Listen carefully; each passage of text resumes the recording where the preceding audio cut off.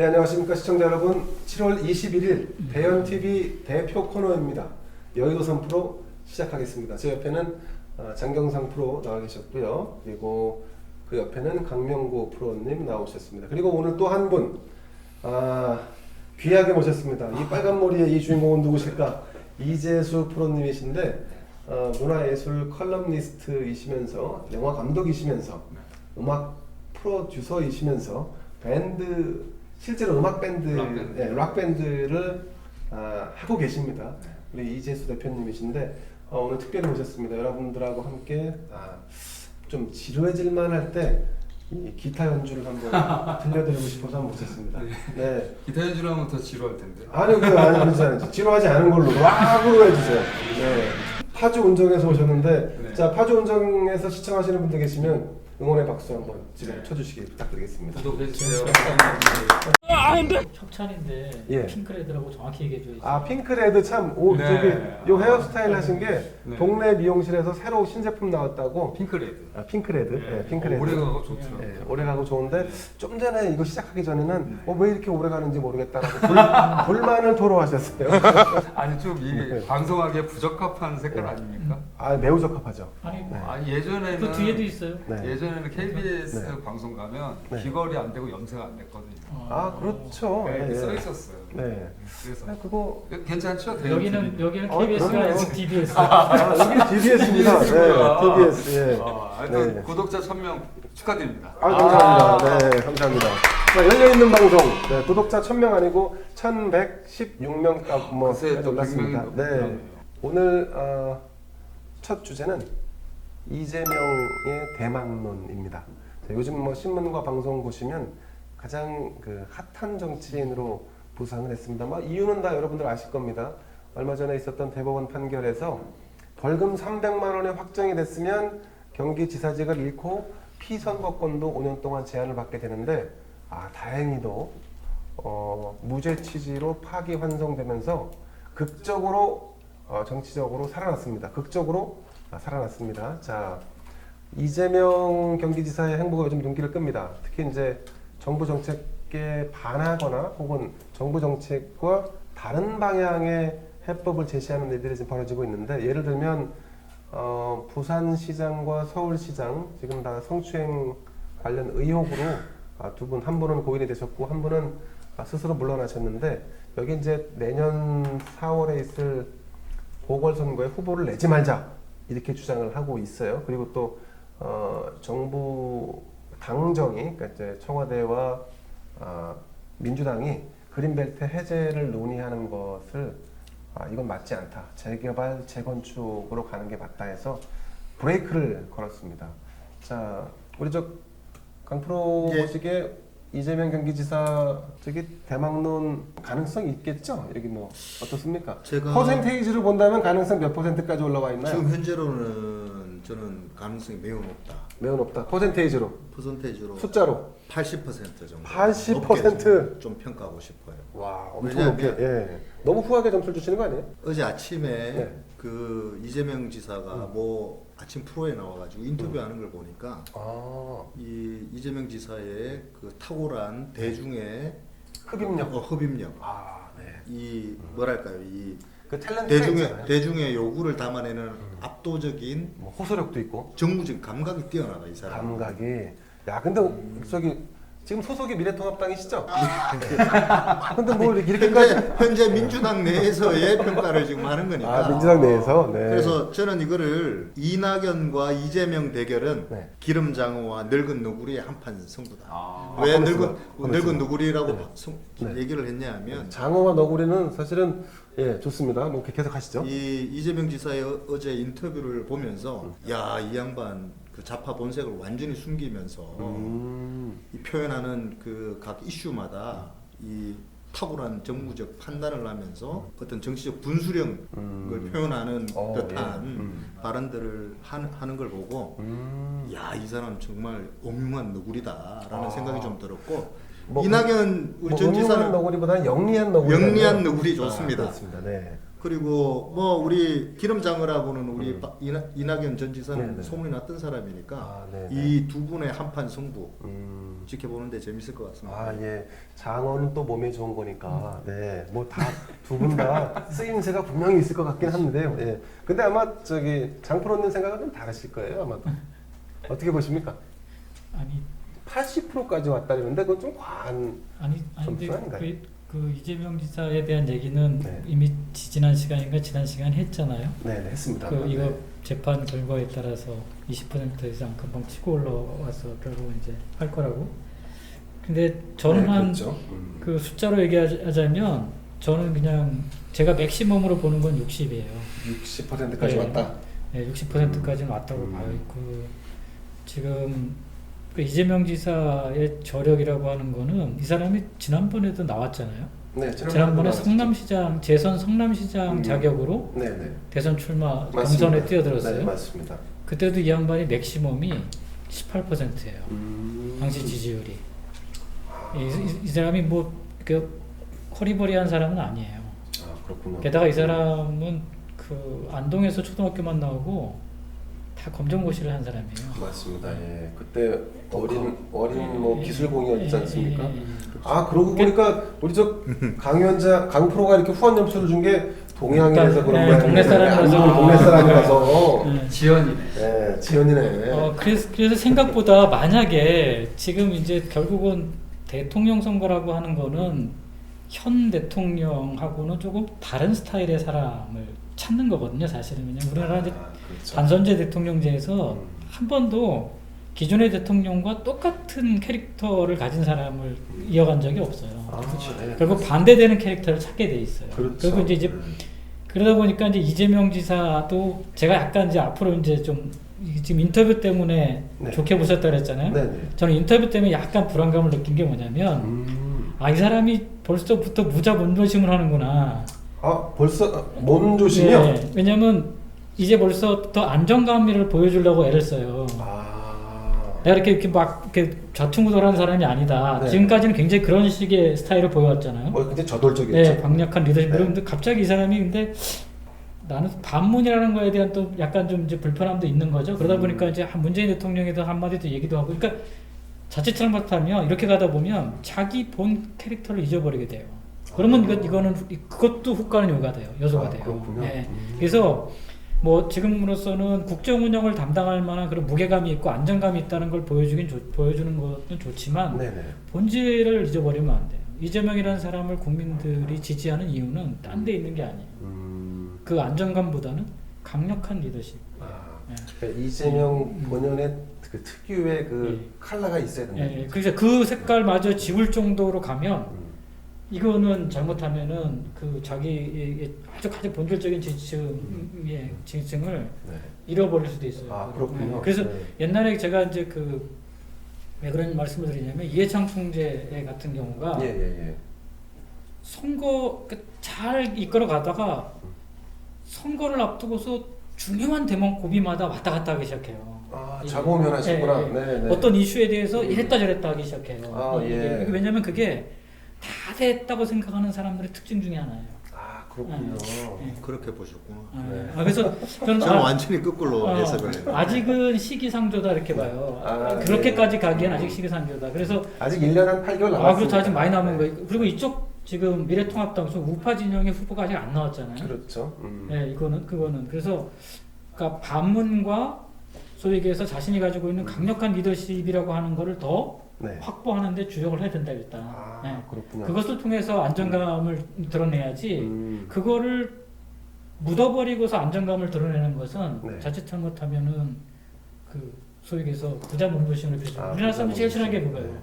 아니, 부자 몸조심. 부자 몸조심 하는 분은 오히려 이낙연 의원이 더 그러시는 것 같은데 아까 뭐 말씀하셨죠 무슨 이제 몸에 좋은 그 물고기를 비유하셨는데 장어에 비유했는데 이낙연 의원님이야말로 뭐 이렇게 부자 몸조심 하시는 분 같아요. 근데 민주당은 별로 안 좋아하셨는데 아니 네, 저는 네. 이제 원래 민주당이었어요. 아, 원래 민주당이셨나요? 아. 모태죠. 이제 아, 전라도에서 네. 태어났기 때문에. 고향이 어디십니까? 이제 전라북도 고창이에요. 고창 고창. 장어가 유명한 그 동네 고창이요? 장어, 예. 야. 고창은 혼자 장어. 혼자하고 장어죠. 맞아요. 네. 그래서 참고로 제 매형도 고창이에요. 맞아요. 네, 반갑습니다. 학연지요. 그래서 저는 어렸을 때부터 네. 무조건 혜태 타이거즈. 아, 무조건 김대중 선생님이었어요. 아 그렇군요. 그럼 이번에도 무조건 이낙연? 아닙니다. 아니에요? 아닙니다. 저는 네. 예, 어느 정도 이제 40대 후반 되면서 예, 조금씩 이게 성향이 조금 바뀌었어요. 아. 이제 많이 공부를 하다 보니까 예, 제가 예. 음악을 좋아하지만 약간 정치에 관심이 어렸을 때부터 좀 많았고 맞아. 예. 아니 투표가 없는 17살 때 김대중 선생님의 여의도에서 그거 연설을 들으러 부천에서 걸어갔다니까. 야, 부천에서요? 여의도까지? 예? 투표권이 없더라고 나는. 웬일이야, 그러니까 웬일이야. 그때부터 어느 정도 이제 관심이 있었던 거예요. 그때 빨간 머리는 아니었죠? 예, 아, 그때는 예, 약간 92년도 선거 때 갈색. 그런 거예요? 네, 92년도예요? 여의도에. 여의도 야. 그때 여의도 여의- 100만 뭐 200만 맞아요, 맞아요. 와. 거기 그때 옛날에 이제 근데 뭐 거기 여의도에서 자전거 타고 올라탔잖아요. 노태우하고 다 거기 여기서 했죠. 공원 되기 전에. 아, 뭐 부천에서 거기까지 3시간을 걸어. 근데 원래 기재 선생님은 보람인데. 보라매 공원? 예, 보라매에서도 많이 했는데 여의도에. 아, 예. 예. 그때 부천에서 걸어갔던 사람 되게 많았어요. 이낙연 의원이 네. 이제 지금 사실 호남에서 네. 굉장히 그 전폭적인 지지를 받고 있어요. 그래서 그렇죠. 아마 김대중 전 대통령 이후에 호남 출신 그 대통령을 이번에 배출할 수 있을 것이라고 하는 기대감이 커지고 있기 때문에 아마 그럴 겁니다. 네. 근데 이제 저는 그 이낙연 이낙연 의원보다는 네. 의원은 별로 큰 관심은 없어요. 관심이 없으시구나. 네. 자 그러면 왜냐면 자, 이재명 지사. 안 될 것 같거든요. 음. 민주당의 대통령 예. 후보가 안 될 것 그러니까 같아요. 저 네. 느낌이 중요해요. 예, 아, 왜냐하면 중요하죠. 제가 관심이 없으니까. 야, 왜냐면 네. 전라도에서 너무 평탄하게 다 했잖아요. 예, 예. 거기는 그냥 후보 되면은 되는 거잖아요. 그렇죠. 계속 그렇죠. 그렇게 순탄하게 했고 뭐 크게 고생 안 하셨어요. 예, 고생 안 하고 네, 이번에 네. 종로에서만 약간 음. 고생을 했는데. 종로에서 무슨 고생을 하셨어요? 아니 그 나름 했겠죠. 그러니까 예뭐 너무 쉬운 선거 치르신 것 같은데. 네. 전국 선거를 커버하려고 고생했죠. 예, 아, 고생했죠. 전국 다니려고 고생했죠. 고생했죠. 네. 네. 전국 선거를 다니면서 한 건 고생했지만 네. 이런 선거에 또 경험이 많은 강 위원장 볼 때 종로 선거 이번에 마음고생. 마음고생 네. 오케이 예. 그래서 이제 제가 경기도에서 30년 살았잖아요. 예. 그동안 굉장히 많은 투표를 했어요. 음. 예, 김문수, 예. 김문수 지사. 네. 했었고, 그 전에 뭐 임창년 예, 지사도 예, 있었고. 계속 그 전에 또 저기 제가 손학규 찍은 지사. 사람이 예, 다 됐어요. 제가 찍은 사람이 다 됐는데 네. 이번만 제가 음. 이재명 그 도지사를 안 찍고 네, 네. 남경필 그 후보를 지사 후보를 찍으셨구나. 찍었는데 네. 어쨌든 대한민국에 이런 캐릭터는 없지 않나 싶어요. 저는. 이재명 같은 캐릭터. 예, 네. 저는 진짜 굉장히 많은 일이 있었잖아요. 영리한 너구리 같은 캐릭터? 다 피해 나가는 거예요. 그건 그게 다. 그건 장어인데. 네, 그냥 네. 너무 잘 피해 나가고 아, 이번에 예. 무죄가 되고 나서 네. 한 10%의 날개를 달지 않았나. 10% 추가로. 예, 추가로 날개를 추가로. 달았어요. 아, 그래서 예. 이제 소신 있는 발언을 계속 하는 것 같아요. 본인의 소신. 이제 대중들에 대해서 호감을 얻기 위해서. 야, 이게 중요해요. 왜냐하면 네. 사람들이 그거를 소신 있는 발언으로 인식한다는 거잖아요. 그래서 제 네. 주위에 네. 정말 형들이고 동생이고 이재명을 지지하는 분들이 너무 많아요. 오 그래요? 정말 많아요. 큰일 그래서 났다. 큰일 났다. 미통당인데 어떡합니까? 네, 큰일 났다. 그래서 저는 이랬어요. 네. 솔직히 얘기하면 그 형들한테 했어요. 나는 이재명 좋아하지도 않고 싫어하지도 않지만 그분은 야망이 너무 강하다. 야망이 너무 강한 사람이 대통령이 되면 안 된다. 보고 정책 실장을 시키면 진짜 잘할 것 같다. 정책 실장? 만약 내가 대통령이 되면 네. 이재명 같은 사람을 정책 실장으로 시키면은 네. 정말 잘 될 것 같은데 너무 야망이 크면 예 대통령은 좀 뒤가 좀 그럼 힘들지 않을까. 만약 싶은데. 대통령이 되시면 저는 뭘 시킬 거예요? 특보. 특보는 뭐 자리도 없잖아요. 좋습니다. 자, 특보가 장관급이에요. 그럼 언론 아, 특보. 그렇습니다. 아니 상근 상근 특보가 특보. 장관급이에요. 장관. 예. 감사합니다. 높은 네. 자리입니다. 이낙연하고 지금 이재명 이재명, 네. 지사하고 재밌을 것 같아요. 재밌을 것 같죠. 앞으로. 예, 맞습니다. 앞으로 예. 1년이 재밌을 것 같아요. 그렇죠. 점점 재밌어지는 게 네. 최근 여론조사를 한번 볼까요? 장 네. 선배가 준비해 오신 데이터를 보니까 이게 1등을 달리던 그 이낙연 의원과 이재명 경기지사의 차가 오차범위 안으로 좀 들어왔죠. 그게 이제 이게 리얼미터 7월 17일 날 이제 조사인데요. 네네. 주목하게 봐야 될 점이 뭐냐면 네. 수도권 지지율이에요. 수도권. 경기도- 격차가 없네요. 수도권 경기도 지지율을 서울은 보면 네. 거의 격차가 없어요. 그 이낙연 21.5, 이재명 20.9, 윤석열 16.3이에요. 이게 되게 네. 특이한 현상인데 이렇게 3분하기 되게 쉽지 않아요. 특히 삼분할이 돼 있다. 수도권이 네. 3분할이 쉽지 않아요. 3분할이 네. 네네. 3%네. 네. 근데 저게 이게 그렇다면 결국 지금은 이제 이낙연 전 총리가 호남을 대표하잖아요. 그렇죠. 근데 여기 지금 빠져 있는 게 영남을 대표하는 사람이 빠져 있는 거예요. 이재명 씨가 그 영남을 대표하는 거 아닌가요? 대표하진 않죠. 아직까지는. 아니요? 아직까지 TK는 대표하진 않죠. 예. 근데 윤석열 총장이 지금 수도권에서 우파를 약간 대표하는 대표하는 사람으로 거죠. 저렇게 자리매김을 하면 네. 결국 남아 있는 거는 이제 영남권을 대표하는 우파의 주자가 한 명 나와주면 밸런스가 맞아요. 아 그렇습니까? 네. 그러면 이제 밸런스가 맞아요. 더 재밌어지고. 아 그렇죠. 그렇게 해야지만 이제 우파도 좀 이제 좀 기세성할 수 있는 거죠. 그러면 이제 윤석열 총장이 중요한 일은 뭐냐면 저런 사람이 있어줘야 돼요. 그래야지만 사람들이 그렇지. 일단 모여 있어요. 맞아. 예, 그 숫자를 가지고 있는 거예요. 그 저수지 같은 게 예, 되는 예, 거죠. 네. 그럼 이 사람들이 딴 데 안 가요. 음. 이 사람들 쭉 어딘가에 흘러가서 결국은 오게 돼 있어요. 네. 윤석열을 대체할 만한 대체자가 나타나면 글로 간다는 그럼 거죠. 글로 가죠. 아, 저 중에 상당 부분이 글로 기다렸다가, 가는 거예요. 아니, 기다렸다가. 지금 윤석열 총장이 없으면 저 숫자가 좀 있으면 일로 다 가버려요. 오. 그러면 오. 게임이 끝나요. 그럼 이제 60대 40으로 끝나는 거예요. 게임. 아까 제가 예. 60을 놨었던 네. 이유가 그건데 네. 그리고 수도권을 보면 결국 지금은 호남을 대표하는 이낙연 총리, 수도권을 대표하는 이재명 지사 이 두 네. 사람이 가지고 있는 좌파의 지금 후보군. 그다음에 윤석열 총장으로 대표된 수도권 우파가 있고 네. 지금 남아 있는 건 영남권의 우파 주자가 없는 거예요. 아 예. 이게 지금 나와주면 네. 그걸 균형이 나와주면 이제 맞겠군요. 균형 밸런스가 맞을 거다. 예, 이렇게 보는 거죠. 그래서 지금 이제 이 수도권 3분할 체제가 네네. 어떻게 보면 미래통합당한테는 좀 좋은 다행이다. 다행히 좋은 다행이다. 시그널일 수 있다는 거죠. 아. 아니 그러면 강프로 그 영남권을 대표할 만한 주자 없나요? 뭐 아마 제가 알기로 4등이 홍준표 네, 전 맞아요. 대표였을 네, 거예요. 그다음 맞아요. 5등이 황교안 전 대표고 뭐 안 저희 그다 5%대라 네. 뭐 차이가 그렇죠. 너무 나서 사실은 그게 예. 얘기하기가 쉽지 않아요. 큰 의미는 없을 수도 있는데 어쨌든 그럼에도 불구하고 영남권을 대표할 만한 주자 있습니까? 미통당에서 강명구 좀 이렇게 강명구 위원장이라고 있잖아요. 경북 안동. 아 예. 사실 어쨌든- 안동 아니고 선산. 우리 일반적으로 여당 지지자들은 안정감, 음. 국정 그러니까 검증된 국정 운영 그렇지, 능력 그렇지. 이런 것들을 원하잖아요. 맞아. 근데 우리 자세히 살펴보면 이 민주당계 계열 정당의 그 흔히 말하는 후보였던 사람들은 네. 보통 이 대중의 피를 끓는 열정. 끓게만 열정 아, 네. 그리고 뭐 그런 것들에 대한 대리만족감을 주는 사람들한테 음. 인기가 급상승했었거든요 항상. 그렇죠.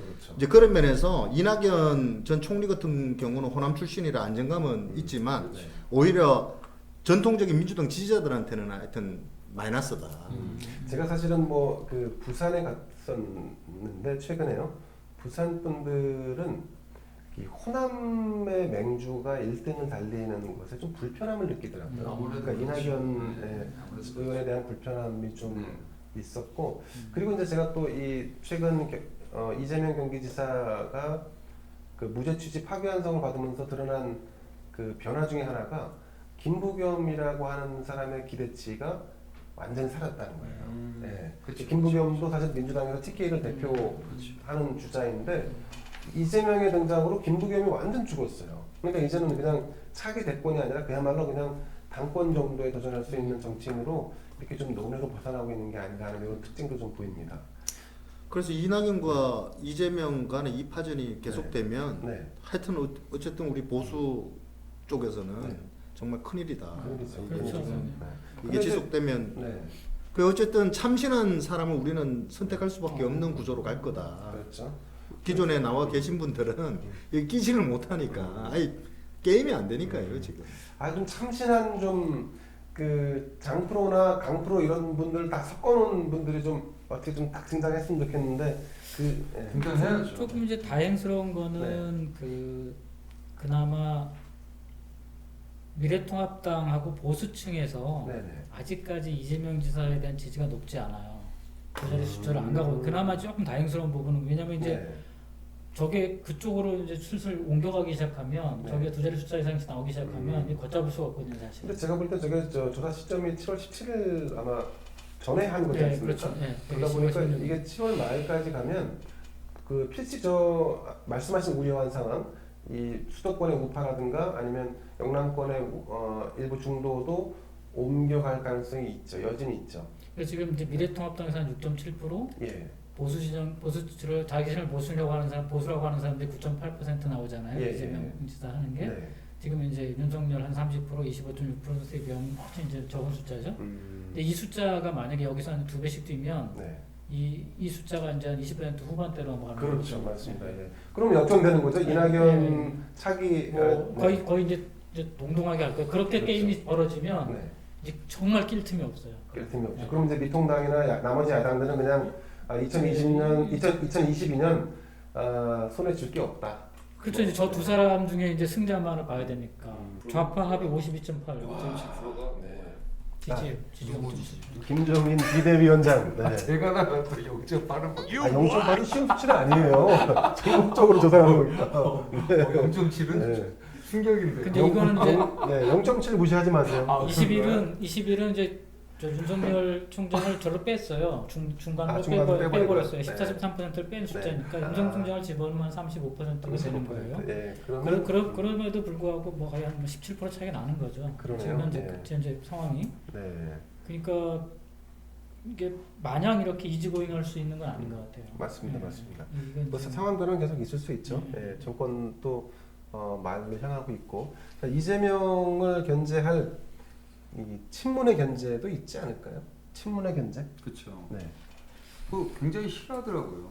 신문들은. 뭐 친문들은 여기 이제 또- 사실 로얄층이니까 네. 이 당의 네. 뭐 이를테면 주인인데 그러니까 이재명 지사를 좋아하는 주위 친구들 보면 그냥 그 민주당 전통적으로 민주당을 좀 이렇게 친문은 아니고 네, 그냥 네. 민주당에 계신 분들이 좀 카리스마가 있다 그래서 많이 좋아를 하더라고요. 아 네. 그렇군요. 네. 그러니까 친문분들이 어느 정도 이제 어떻게 다가가냐가 중요할 것 같아요. 이재명 지사한테. 저는 오히려 친문은 그 계속해서 이재명을 견제하지 않을까 싶어요. 끝까지. 근데 저는 또 이렇게 봐요. 뭐 어쨌든 친문 세력이나 문재인 지지자들 얘기 들어보면 완전히 알레르기 반응을 보일 정도로 이재명에 대해서 네. 완전 싫어. 그런 것도 사실이지만 이제 여야 간의 지지율 격차가 자꾸 좁혀지잖아요. 그렇죠. 이래 되면 정당 지지율? 정당 지지율 좁혀지면 지금 문재인 정권 실정 막 나오는데도 야 큰일이다 이러다 정권 재창출 못하겠다 네. 라는 위기의식이 들면 그 비토 세력들도 서서히 이 정권 재창출부터 해야 되는 게 우선이기 때문에 그렇죠. 처음에는 그렇게 막 하다가도 결국에는 그 감소세로 줄어들 거다. 그래서 어쨌든 이재명 지사가 주자가 지금 된다면 선을 잡은 건 확실하다. 제가 아 봤을 때. 그렇구나. 그게 예. 숫자에도 나와요. 그 대통령 지지 그 긍정 대통령 저 이제 국정운영 평가에서 긍정했던 사람들이 지금 그때 지금까지 보면 이재명 지사의 지지율에 한 15% 정도 네. 만약 20% 반영됐던 게 이번에 30%까지 나왔어요. 어, 왜냐면 예, 예. 이낙연 지사가 45.9, 그 이재명 지사가 30.3이 나왔어요. 네, 네, 네. 그러니까 대통령 저기 긍정적으로 국정운영에 대한 평가하는 긍정 사람 평가하는 중에 사람들 중에서. 네. 근데 그런 거 보면 지금 이제 우리 강 프로 말씀대로 그런 현상 조짐들이 조금 보여요. 아, 이제 그렇군요. 또 한 가지는 친문에서 이재명 지사를 공격해 주는 건 이재명 지사한테 나쁘지 않아요. 오히려 네. 때릴수록 단단해진다. 네. 왜냐면 어차피 자기는 그 좌파 후보예요. 지금 현재 여권 후보예요. 어차피. 그렇죠. 어차피 후보가 되면 여권 후보인데 중간에 있는 사람이나 오히려 보수층에 있는 사람들이 이재명 지사를 친문이 공격해주면 감정을 그쪽으로 갖게 돼요. 공감대를 그쪽으로 형성하게 돼요. 저 사람이 우리 편처럼 느껴지는 거죠. 그럴 수 있겠네요. 네, 반문이니까 왠지 반문의 기수처럼 보이잖아요. 가장 중요한 게 반문의 기수의 상징성을 누가 잡느냐는 거거든요.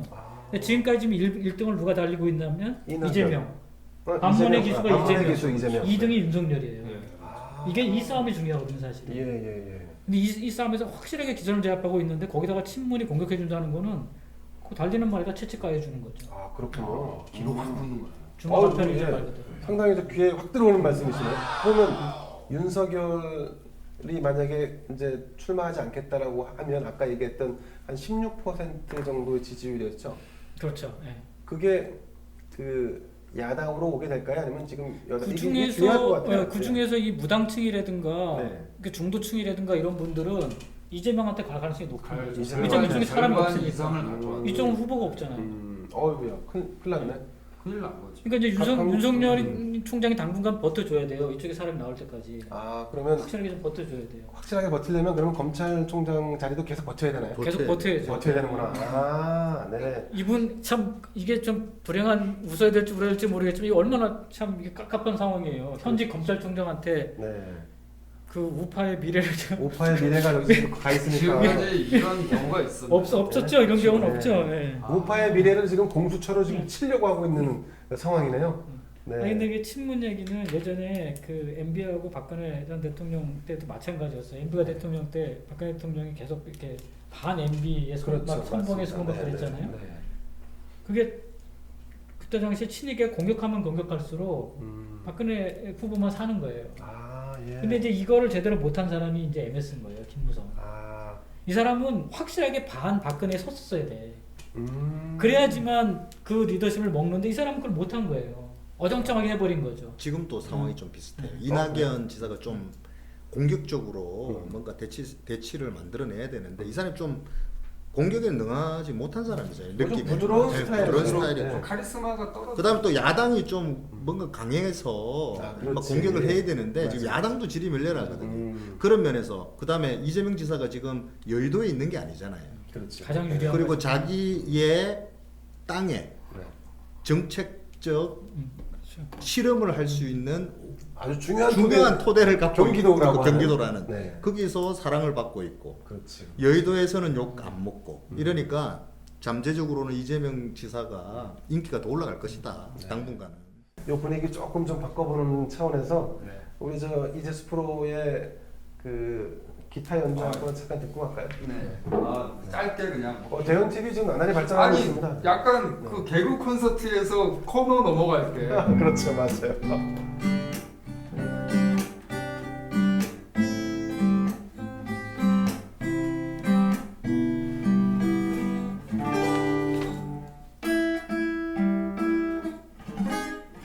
이게 기타가 제가 네. 이 기타를 갖고 오래가지고 기타를 막 찾아봐서 요즘에 아, 통기타를 잘 안 치거든요. 아, 그렇죠. 정기 기타만 치는데 여기 보세요. 아니요, 보세요. 어디 제품인지. 이 뭐야? 코로나? 예, 뭐 코로나? 아니 기타가 코로나 제품이래요. 기타에다가 기타 현줄에다가 마스크를 달아줘야 되는 거 아니에요? 그러니까 마스크를 써야 될 것 같습니다. 자, 조금 좀 신나는 걸로 한번 짧게 아, 한번. 그럴까요? 네.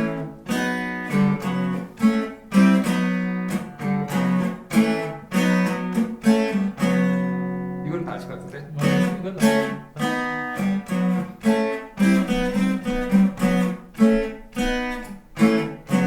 스모키 온 더 워터. 아, 네, 맞습니다. 아, 네, 뭐라고요? 스모키 온 더 워터. 맞아, 맞습니다. 이게 딥퍼플에. 아, 딥퍼플에 맞아. 예. 간단하게. 예, 너무 간단했죠? 자, 저희 정당 얘기 조금 이제 넘어서 알람프라의 공전 추억 이 정도 나올 줄 알았다. 다음에 로망스를 해드리겠습니다. 아, 로망스를. 자, 그러면 이어서 두 번째 주제 가보겠습니다. 뭐 우리가 민주당 얘기만 할 수 없으니까 아무리 뭐 집권여당이라 할지라도 통합당은 그럼 대안이 있는가? 자, 우선은 자, 미래통합당이 제일 야당이니까 미래통합당의 서울시장 탈환 가능성 우리 장프로님은 어떻게 보십니까? 현 시점에서 보면은 뭐 전 한 뭐 30% 미만으로 봐요. 아, 매우 어렵다. 네, 네. 네. 뭐 일단 사람이 없어요. 그러니까 제일 중요한 게 사람인데 사람이 없어요. 아, 예, 예. 네.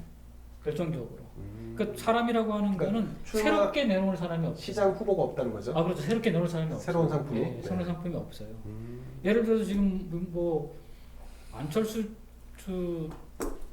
전 의원을 갖다가 뭐 그 미래통합당에서 단일 후보로 그 사람을 민다 하더라도 안철수 의원만 하더라도 오래된 사람이잖아요. 그렇죠. 그래서 그럼 상대방이 누구냐에 따라서 그 입지가 흔들리거든요. 사실은 아, 상대방 예, 누구냐에 예. 따라서. 그래서 그런 측면에서 보자면 가능성을 높게 볼 수가 없어요.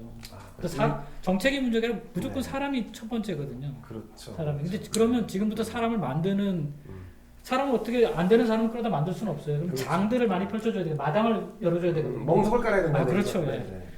근데 그거를 지금 안 하고 있잖아요. 누가 안 하는 겁니까? 아까 말씀하신 0.7% 그분이 안 하시는 거예요? 한 명도 안 되는 거 아니에요? 충격이래 0.7%.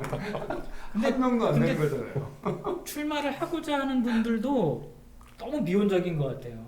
태도들이 그렇죠. 자꾸 이제 뭐 약간 눈치 보기 하는 자기를 거. 중심으로 해서 뭔가 좀 이렇게 짜지길 바라고 자기를 후보로 낙점하길 바라고 뭐 이런 그리고 뭐그 위원장들과 이런 조직들 우리들끼리의 내부적인 어떤 그런 네트워크에 골몰하는 것 같아요. 근데 그거는 제가 볼 때는 요즘 같은 트렌드에는 안 맞다고 봐요. 그렇죠, 그렇죠. 아니 거의 대선 주자급으로 대중들을 향해서 뛰지 않으면 그렇죠. 서울시장 선거를 갖다 극복하기는 되게 어렵다고 봐요. 그렇게 뛸 만한 분이 있으면은 대현 TV 꼭 나와주세요. 우리가 저희가 한번 모시겠습니다. 아니 그래서 우리 지금 강프로 같은 분들도 네.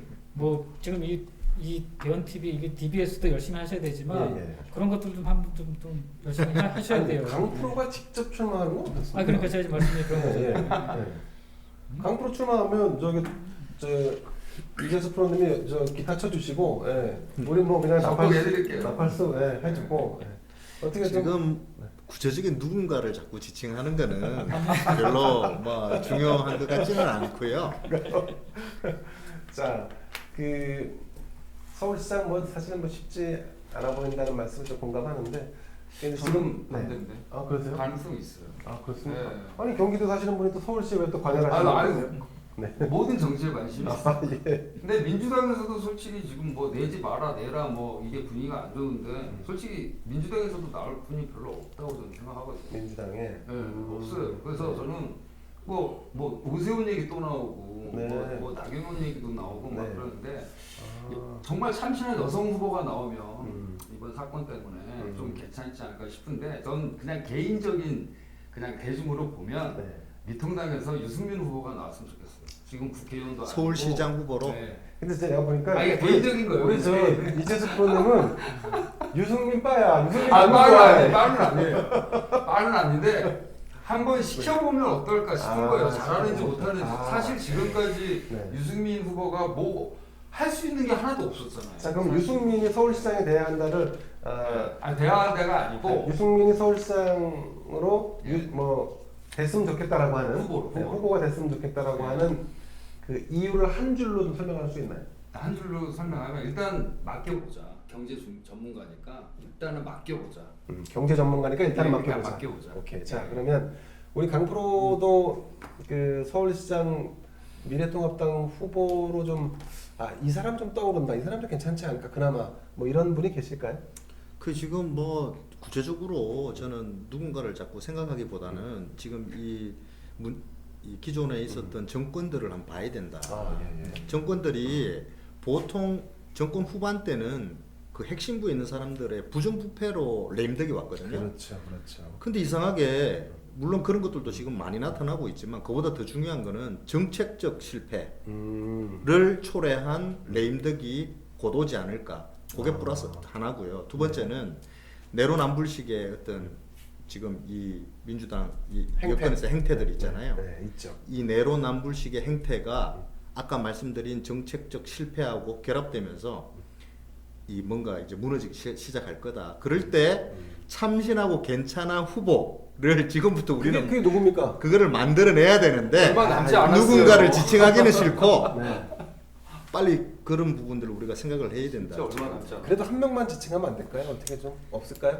서울시장 후보로 네, 서울시장 후보로. 저는 개인적으로 우리 제가 모셨던 김용태 총장께서 출마를 좀 결심했으면 좋겠다는 좋은 생각을 하고 말씀이십니다. 있어요. 그럼 그냥 예. 꺼내놓으시면 돼요. 네, 편하게. 자, 김용태 전 의원님 서울시장 출마를 한번 하세요. 뭐 검토도 필요 없고 뭐 어차피 지금 미통당에서 뭐 이렇다 할 후보도 없는 상태니까 하세요. 하시면 될 것 같아요. 자, 그리고 그 제가 장 선배한테도 저가 이제 우리가 사람을 만들어야 한다는 얘기를 많이 하잖아요. 그런데 사람은 만들어지지 않더라고요. 만들어지지 않죠. 그러니까 이제 이미 노출돼 있거나 노정돼 있는 사람 중에 후보를 찾는다는 표현이 더 맞는 것 같아요. 그러니까 만든다는 거는 맞지 않는 거는 저도 동의하는데 네. 문제는 뭐냐면 이 사람들이 와서 뭘 만들어낼 수 있는 공간들을 많이 만들어주는 게 중요해요. 그러니까 왜냐면 그런 것들이 일반적으로 하기 쉽지 않아요. 막 하는 게 아니거든요. 예, 예. 그래서 정당이라고 하는 게 어떻게 보면 뭐 이렇게 필요악인 것 같고 필요가 없는 것 같지만 본질적으로 정당이 정치의 근간인 이유는 정당이 그런 공간을 확보해 주거든요. 자원을 그렇죠. 확보해 주고 그런 장을 펼치게 해주고 그래서 지금 미래통합당은 정권 교체를 위한 소위 얘기해서 군수청구가 돼야 되는 군수기지가 돼야 되는 거거든요. 쉽게 얘기하면. 왜냐면 우파는 군수기지가 없어요 지금 현재. 다 지금 네. 폐허가 돼버려서. 그래서 그 군수기지로서의 역할을 해준다고 하는 거는 늘 뭔가 새로운 것들을 할 수 있는 공간들을 계속 확보해 주는 거예요. 이벤트를 벌리고 자꾸 이벤트를 벌려야죠. 매일매일 뭔가를 네. 할 수 있게 사람들을 도와주는 거예요. 오늘은 이것도 한번 열어서 자 전국 노래자랑도 열어보고 네. 한번 무슨 뭐 쇼미더머니도 한번 해보고 예. 그걸 자꾸 해보는 거예요. 그렇죠, 그렇죠. 이게 안 될 가능성이 더 많죠. 그럼에도 불구하고 뭔가 가능성을 계속 타진해 보는 거예요. 벤처처럼. 그렇죠. 그걸 하지 않고 네. 가만 앉아가지고 어느 날 갑자기 뭐- 어떤 놈이 선구자가 나타나길 기다리잖아요. 그런 네, 사람은 네. 없어요. 그런 메시아는 없죠. 네, 없습니다. 네, 없죠. 네, 그래서 제가 말씀드리는 만들다고 하는 거는 그런 기회의 공간들과 기회의 장들을 계속 펼쳐져 주는 거예요. 그렇죠. 지금부터 매일매일 해도 모자랄 정도로 예. 그런 것들이 네. 그런 데다 자원을 쏟아 부어야 돼요. 맨날 앉아가지고 뭐 오늘도 보니까 뭐 빈병민이라는 사람이 나와가지고 뭐 정강정책을 뭐 방향을 어떻게 잡았는 이런 얘기 하는데 그건 무슨 의미가 있어요 그게? 하여튼 그렇죠. 제가 네. 현장에서 느낀 거는 문재인 정권도 싫어 죽겠는데 너들 당은 그냥 관심이 없어. 너들 그냥 그러니까 사실 제가 아까 그 말씀 드리려고 했는데 정책적 실책을 현 정권이 많이 하고 있고 또 내로남불식의 뭐 행태를 보인다고 하는데 근데 각도를 틀어서 이렇게 야당을 보면 아휴 너희들은 말할 것도 없고 거두절미야. 그러니까 상황이 이렇게 뭐 변화하는 것 같지만 실제로 이게 이 지지율이라는 것이 지금 약간 양당의 정당 지지율은 지금 4% 포인트 정도로 좁아졌는데 여전히 문재인 대통령의 지지율이 40% 후반대를 형성 유지하고 있다는 점. 아니 저걸 보면 알 수 있어요. 네. 우리 지금 윤석열 총장을 빼고 나면 네. 미래통합당이 가지고 있는 볼륨이 21%밖에 안 돼요. 대선 주자 이게 가장 사람들이 관심이 많은데도 불구하고. 근데 정당 지지율은 지금 30% 넘었잖아요. 그렇죠. 네. 그럼 훨씬 뒤지는 거예요. 이거 엄청 엄청 안 좋은 시그널이에요. 네. 이쪽 보세요. 30몇 %밖에 정당 지지율 안 되잖아요. 네. 대선 후보 다 합치면 52%가 넘어요. 그렇죠. 네. 그럼 훨씬 이쪽이 관심도가 높다는 거예요. 훨씬 높은 거죠. 저건 미래 권력이잖아요. 그렇죠. 그럼 저걸 뭘 얘기하는 거예요 지금 현재? 정당은 우리 지지 톱밭은 좋아요. 밭은 네네. 좋은데 관심이 없다는 거잖아요. 그렇죠. 네, 니들한테 별로 관심이 없다는 거잖아요. 지금 이거 5% 4%짜리들 모아가지고 20% 만든 거예요. 아 예. 네, 보세요. 아까 말씀하신 4%, 2%, 2%, 5%, 5.1%. 제일 아까 높은 사람이 5.9%예요. 네, 아까 맨 밑에 말씀하신 0.7% 있어요. 아까 말씀하신 0.7%까지 합친 거죠? 네, 0.7% 맨 밑에 있습니다. 국민도 2.5가 네, 네. 다 합쳐가지고 그런 거예요. 아, 예, 네, 예. 네. 뭐 이쪽도 뭐 다르진 않지만 그럼에도 불구하고 이쪽도 많아요. 다 2% 그런 게 있지만 네. 두 사람이 이제 끌고 가고 있는 끌고 가고 거니까. 있죠. 이낙연 이재명 예. 끌고 가고 그러니까 있죠. 우리 같은 사람은 저쪽에 많아요 지금. 대여섯 명 있어요. 우리 같은 예, 예. 사람이. 진짜 참신한 사람이 없다. 저 비호감을 깰 수 있는 뭐 방법을 오늘 좀 여기서 그 얘기해. 호감 형이 나가시면 되잖아요. 예. 너무 비호감이야 우리가. 우리가 정말 우리가 아니지 그쪽 당이시죠. 미래통합당. 예. 아니 깜짝이야. 민주당에 그 박지인 의원이나 네. 김웅 의원 같은 분들 괜찮잖아요.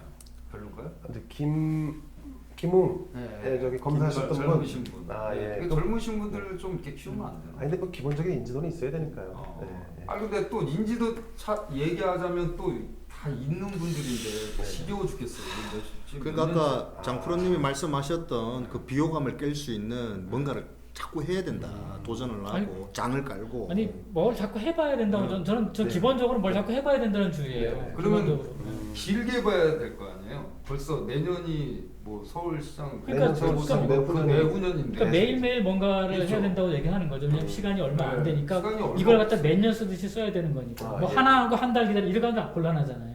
그렇죠. 매일매일 뭔가 사람들이 나와서 자기를 알리고 자기 생각을 알리고 떠들고 뭔가 이제 북적북적대고 이럴 수 있는 것들을 매일매일 만들어내야 근데 되는 또 거죠. 보수 지지층들의 불안함은 있잖아요. 새로운 사람이 뭘 하는 거에 대한 불안함. 뭐 제가 뭘 할 수 있겠어 뭐 네, 이런 거 약간 있고. 뭘 해봤어? 네. 아니 뭐 젊은 애가 뭐 하겠야 이게 있다니까요. 이게 없잖아. 맞아. 그 어쨌든 네. 기존의 후보가 나서서 무난히 그냥 지게 되는 최악의 상황이 올 것 같아. 그게 불안한 거예요. 예, 참 불안하다. 무난히 질 것 같아. 다음 주제 가겠습니다. 박원순 서울시장의 극단적 선택. 이 이후에 사실은 야당에서 주목하는 사안이 하나 있습니다. 그 피소 사실이 어떻게 유출됐느냐.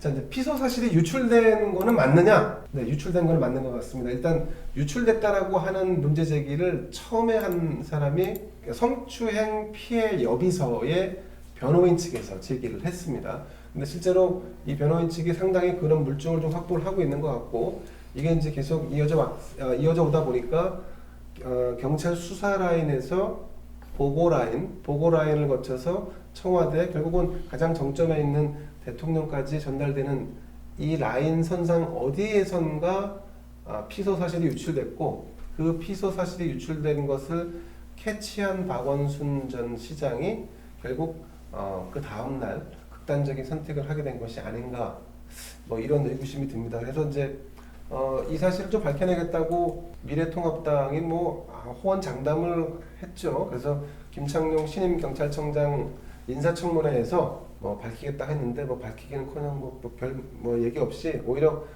인사청문 보고서 채택을 해줬죠. 피소 사실이 유출됐다는 사안은 매우 중요한 사안인데 경찰은 좀 이걸 넘기려고 하는 것 같습니다. 그 솔직히 말씀드리면 네. 그 청와대에서 근무를 해봤던 입장에서 보면 저런 중대한 국정 운영에 저렇게 중대한 영향을 미칠 수 있는 사안을 네. 경찰이 사전에 보고를 안 한다? 안 할 수가 없겠죠. 말도 안 되죠. 다 보고하죠. 이거는 사실은 있을 수가 없는 일이에요. 그러니까 네. 서울시장 정도가 아니라 사실은 예를 들어서 무슨 청와대에 근무한 행정관이라도 그래서 자살을 그 이런 거 한다 그러면 그러니까 음주운전에 당연히 하는 성추행 네. 사건이 벌어서 지금 경찰 조사를 받을 상황에 처했다. 이런 게 터지면 사실은 그런 게 만약에 언론에 나가거나 이제 본격화가 되면 아무런 준비도 없이 이제 딱 닥친다. 다음날 아침 신문에 일면을 떴다 그러면 굉장히 이 국정 운영상 아주 엄청난 치명타를 받는 거거든요. 예. 그래서 저런 상황 자체가 보고가 안 된다는 거는 저 개인적으로는 제 경험칙상 상상하기 어려워요. 그래서 보고를 했다는 거 아닌가요? 보고를 했다고 하는 게 정상이에요. 당연히 보고를 했다고 하는 게 정상이죠. 네, 그렇죠. 네, 국정 운영을 서포트하는 입장에서 보면 당연히 보고를 해야 되는 거죠. 자, 그럼 청와대에 이제 짧지 않은 기간이 계셨었기 때문에 더군다나 이제 두 정권에 걸쳐서 계셨지 않습니까? 이렇게 국정상황실장이 정보를 들으면 대통령한테 바로 보고하나요? 그렇진 않습니다. 저거는 네. 그러니까 대통령 아주 긴급한 예를 들어서 무슨 핵무기를 쐈다 그러니까 어떤 사실이 발생하잖아요. 그러니까 사실은 팩트 자체가 중요하면 팩트를 보고할 수는 있어요. 근데 이거는 여러 가지 정황들을 따져보고 확인을 해야 될 일이 있잖아요. 왜냐면 당장에 박원순 서울시장한테도 확인해야 될 거 아닙니까? 그러니까 대통령한테 보고한다는 것은 거의 파이널을 보고하는 거예요. 그렇군요. 그러니까 사람들이 사건이 발생하면 대통령한테 무슨 이렇게 그때그때마다 막 보고하는 것 같은 그게 아니고 소위 해서 유가 원칙을 다 갖춰가지고 이거에 대한 마지막 대책까지 거의 나왔을 정도가 돼야지만 보고하는 거예요. 그러니까 대통령을 함부로 만나기도 어려운 거죠? 만나는 게 둘째치고 대통령의 머릿속에 복잡한 걸 입력하면 안 되는 거거든요. 이 사람은 국정 운영하는 마지막 핵심 파이널이잖아요. 네네. 그럼 이 사람의 판단을 도와주는 거잖아요. 청와대 참모가 도와주는 거잖아요. 네. 근데 이 머리를 더 복잡하게 만들면 안 되잖아요. 그러면 띡 던져주고는 이런 일이 발생했으니까 네가 알아서 판단해. 이건 아니잖아요. 그렇죠. 네. 그러니까 이 상황의 팩트는 이거고 이거는 이렇게 했을 경우 이러이러한 문제가 생길 수 있고 그러니 지금 현재 이런 방향으로 해야 될 것 같습니다. 네. 여기 그러면 A, B, C 세 가지 대안이 있는데 A 대안으로 가면 뭐가 문제고 어떤 방향으로 흘러갑니다. 시나리오를 딱 짜는 거죠. 그렇죠. 그러면 대통령이 그걸 보고서 대통령이 최종 판단을 하는 거예요. 자, A, B, C 중에 뭘 선택하는 거죠. 그러니까 그런 것까지 다 나온 상태에서 가서 보고를 하는 거지. 그러려면 청와대 내에서 저 전화를 받은 사람은 다시 확인의 작업에 들어가야 돼요. 제가 행정관이라도 저런 전화를 받았다 경찰로부터. 그럼 저는 역으로 다시 확인해야 돼요 이거를. 이게 어떤 사건인지. 그러니까 제가 확신이 있어야 돼요. 자, 그러면 이제 장 프로께서 지금 청와대에서 이 정보를 접수한 사람이다. 그러면 확인하기 위해서 서울시에 어디 연락을 할까요? 라인이 있죠. 평상시에 연락한 라인들이. 그러니까 행자비서관실 제가 만약에 정무라인에 있으면 당연히 행자비서관실을 통해서 서울시 아니면 제가 정무직이면 개인적인 라인을 통해서 서울시 확인하겠죠. 왜냐하면 이제 다 같은 당이니까. 그러니까 박원순 시장한테 다이렉트로 연락하는 건 그거는 더 높은 층에서 하는 거죠. 왜냐면 예, 예. 사실 확인이 다 끝난 상태에서 당사자한테 연락하는 거지. 예, 예. 저런 얘기를 가지고 당사자한테 연락해서 했냐는데 물어볼 수는 없잖아요. 그렇죠. 그래서 행정관 라인에서 하는 게 있고 행정관 전화 받으면 자기 직속 상관한테 무조건 보고를 해야 돼요. 네네. 일단. 네. 그래서 이걸 갖다 확인했던 비서관이 얘기를 하겠죠. 이러이러한 사실이 있어서 하고 있는 상황을 알아야 되니까. 그럼 비서관은 바로 위에 있는 수석한테 네. 상황 보고를 할 거예요. 이런 상황이 지금 벌어지고 있다고. 예. 그러면 이제 그 사람들 모두 다 기다리는 거죠. 밑에서 올라오는 사실 작업, 확인 작업. 그러면 이제 비서관은 비서관대로, 수석은 수석대로 각자 라인에서 그 층위에서 확인들을 하는 거죠. 행정관 라인이 접근할 수 있는 루트가 따로 있고, 예. 비서관 루트가 따로 있고, 수석들 루트가 따로 있을 거 아니에요. 복잡하다. 예. 그 각 층위에서 다 확인 작업을 거쳐서 청와대 회의가 이제 열리는 거죠. 담당 수석실에서. 예. 거기서 이제 모든 작업이 끝나고 나면 그거 가지고 이제 그 위에 있는 회의가 올라가는 거죠. 예를 들면 수석 회의라든가 아니면 이제 저기에서 비서실장이 주재하는 회의라든가 그걸 통해서 최종적으로 파이널이 걸러져 가지고 네. 대통령한테 보고가 되겠죠. 아니면 이제 이 사안 자체가 너무 중대하거나 시급하다 그러면 바로 이제 대통령한테 갈 수도 있는 거죠. 네.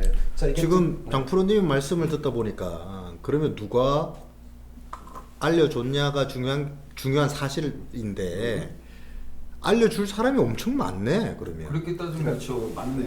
그러니까 유출되거나 노출될 수 있는 것이 지금 많다는 거죠. 그러면 이거는 서울시에서 이게 이제 이거 인지한 사람이 서울시장 측근들 중에 누군가가 또 청와대 얘기할 수 있죠. 청와대 친한 사람이 있으니까 다 같은 라인이잖아요. 그렇죠. 당연히 얘기하죠.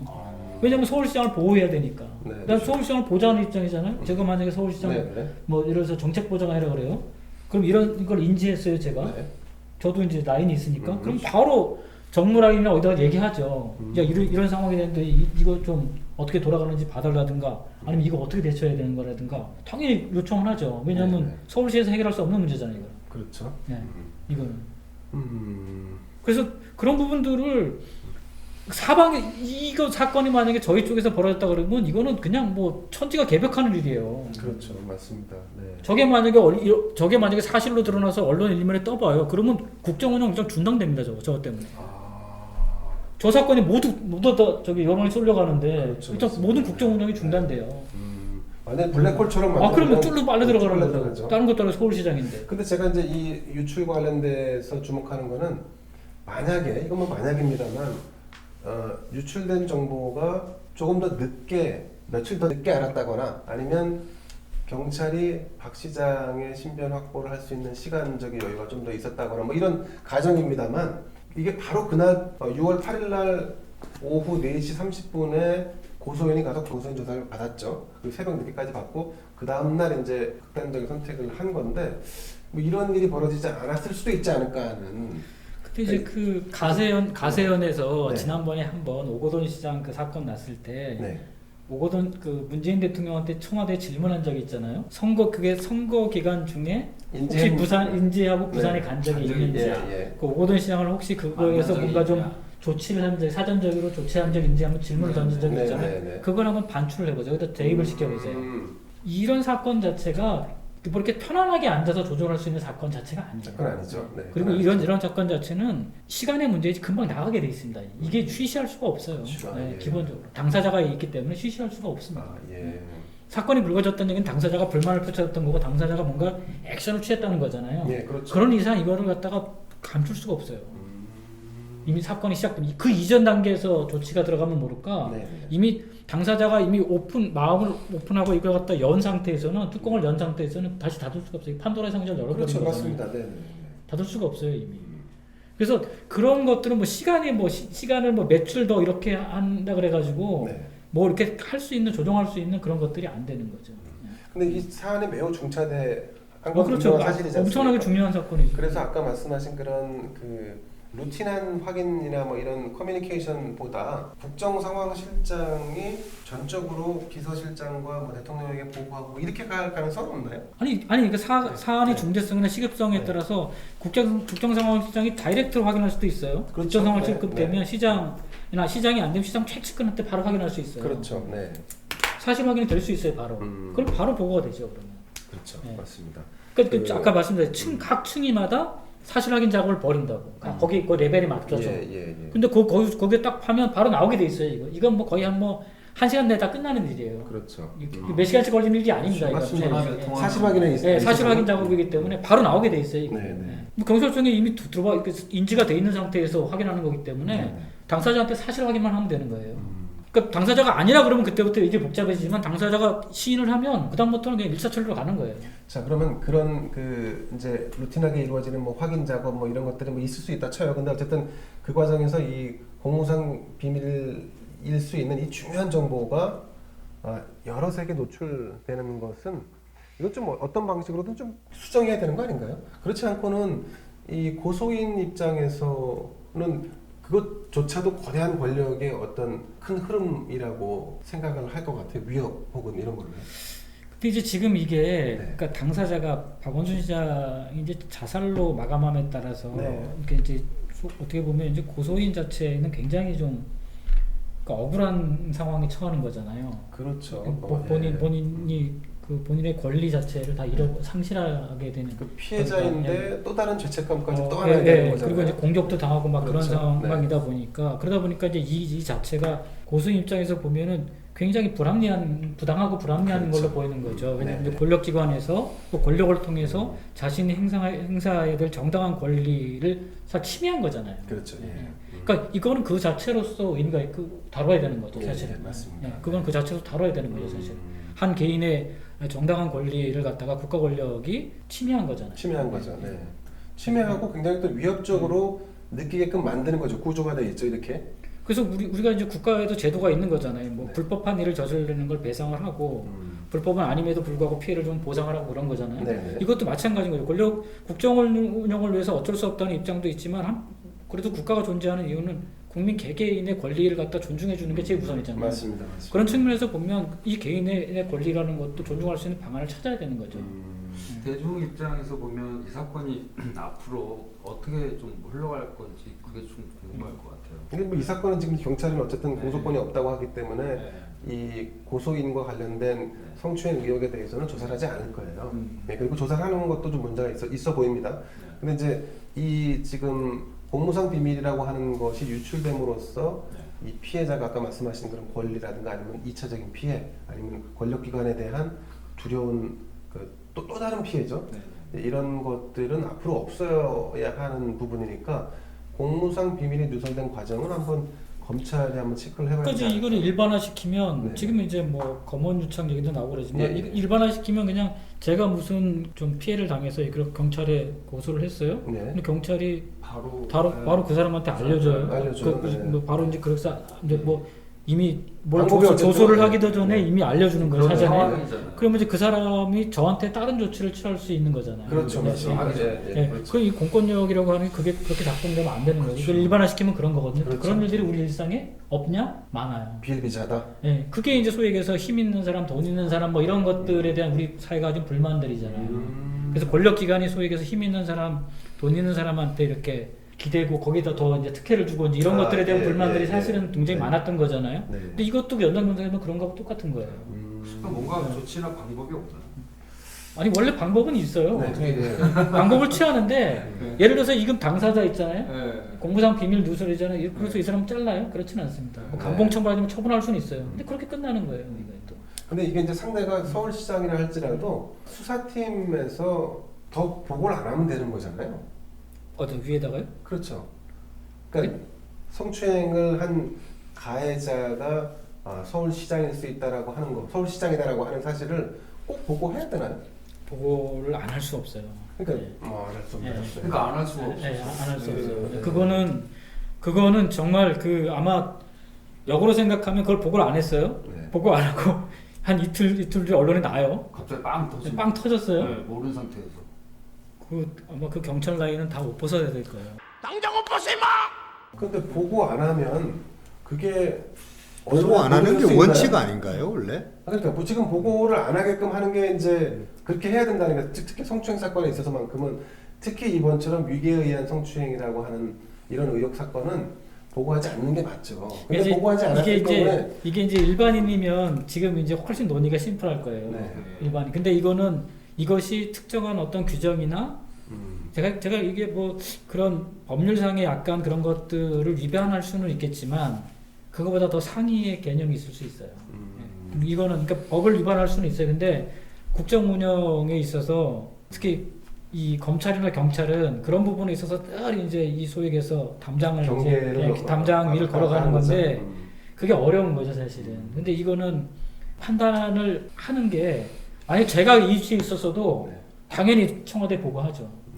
그리고 제가 궁금한 건 이제 그 박원순 시장이 알았잖아요. 피소 사실을 알았고 그 이제 주위 사람들도 좀 알고 뭐 특보도 알고 진단 특보도 알고 알았으면 그 박원순 시장이 그 다음 날 실무를 좀 이렇게 좀 저기를 해서 신병 확보를 좀 시에서 좀 했으면 어땠을까라는 좀 아쉬움이. 극단적인 선택을 할 줄 몰랐죠. 아니, 근데 그거는 그 윗사람 그게 윗사람 거를 아니 제가 그 밑에 시에 있으면 좀 그런 좀 했을 것 같은데 그러니까 큰 이제 상황이라. 그렇죠. 예. 근데 이제 아마 그런 걸 다 예측하고 한다는 건 사실 뭐 쉽지 않아 보입니다. 좀 이제 중요한 거는 이게 유출됨으로 인해서 극단적인 이런 사건이 터졌고 피해자는 추가적으로 더 피해를 보게 되는 상황. 이런 거를 이번 사건을 계기로 해서 어떤 식으로든지 좀 제도화가 좀 정비할 필요가 있지 않나 싶습니다. 제도가 있는 거는 제도가 없진 않아요. 네네. 이게 당연히 이거를 일반인이라면 당연히 이런 거 하면 안 되죠. 네네. 근데 이제 이게 이제 그러니까 서울시장이다 보니까 그렇게 불거진 거잖아요. 이런 그렇죠. 사건은 많아요, 사실은. 그러니까 일반인들이 근데 그걸 알 수가 없잖아요. 네. 사전에 누가 알려줬는데 그걸 뭐 경찰한테 따질 겁니까 어쩔 겁니까 알려준다 하더라도 네.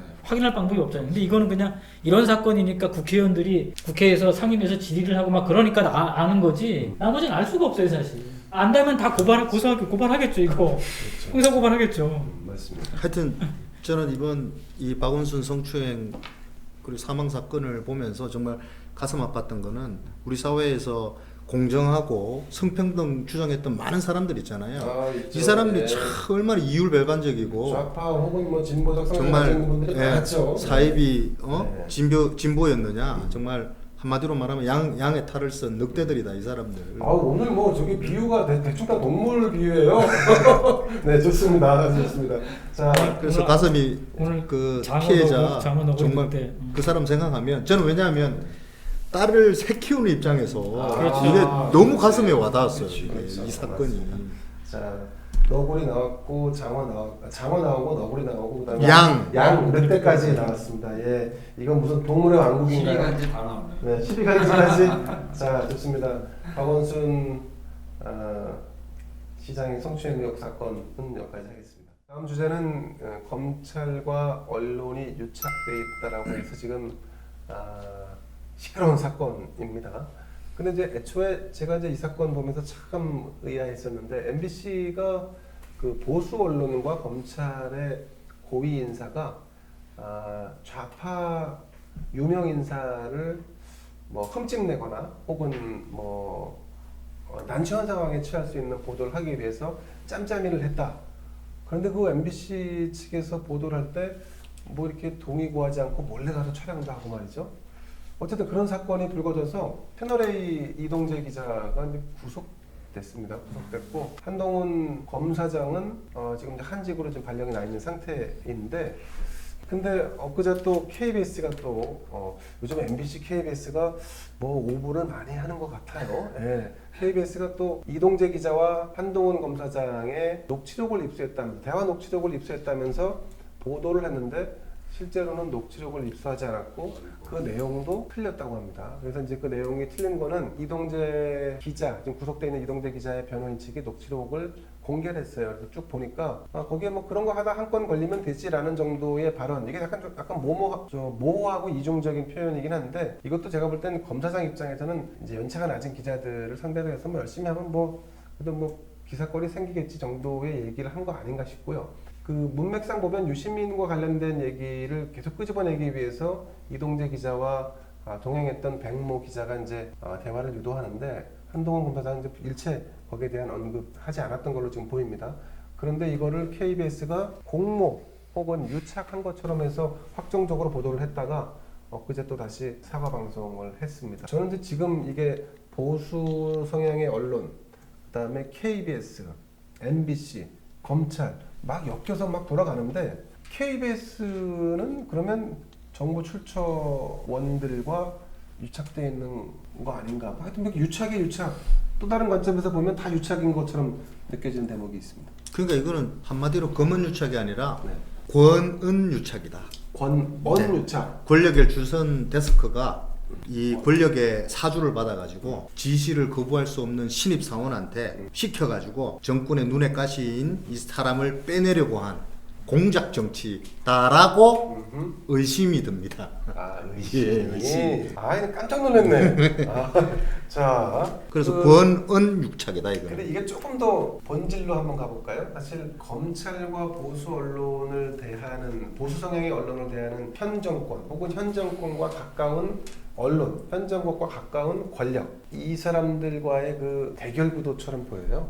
그래서 또 밀리는 얘기. 예, 그 안에 이제 또 중요한 이슈가 담겨 있는데 그게 또 이 문제입니다. 그러니까 이 정부는 검찰을 개혁의 대상으로 보고 있기 때문에 개혁의 대상이 어떤 음흉한 작업을 하는데 언론, 특히 또 보수 언론과 뭘 짬짬이를 하고 있다. 근데 제가 볼 때는 보수 언론이 검찰하고 짬짬이를 하고 있다라고 하는 근거는 없어요. 저 안에 녹취록 안에는 근거를 찾을 수가 없습니다. 그러니까 어떤 이렇게 사건, 그러니까 저도 뭐 이렇게 정치권에 오래 있으면서 이제 리포팅을 많이 하고 네. 어떤 이제 사안 이슈가 생기면 그 원칙을 따져보고 이 어떤 일에서 발생해서 어떻게 흘러가고 앞으로 어떻게 할 거라는 예측도 해보고 그러는데 제가 예.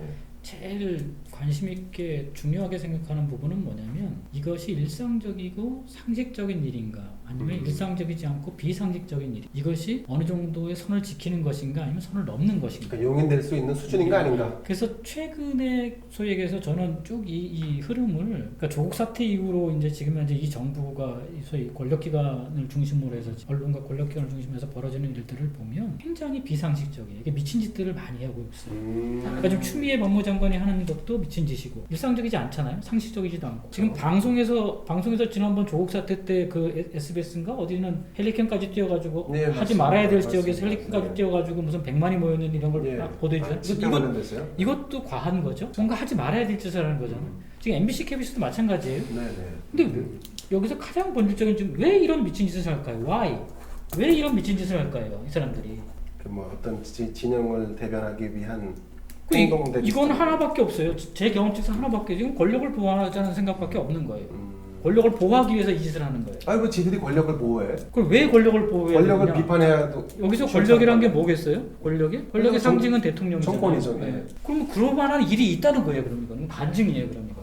그 안에 그런 일이 있다는 반증인 거예요. 그러니까 이들이 이렇게 움직일 수밖에 없는 그렇죠. 이유가 이렇게 있다. 극단적으로 움직이는 이유는 뭔가 아주 엄청난 일이 있어야지만 이렇게 움직이는 거예요. 음. 아니 이게 그냥 검사하고 기자 한 사람이 서로 대화를 나누면서 저 정도 일을 했다는 거 가지고 이렇게 온 난리를 친다 그러면 지금까지 대한민국에 난리 칠 일이 한두 가지가 아니에요.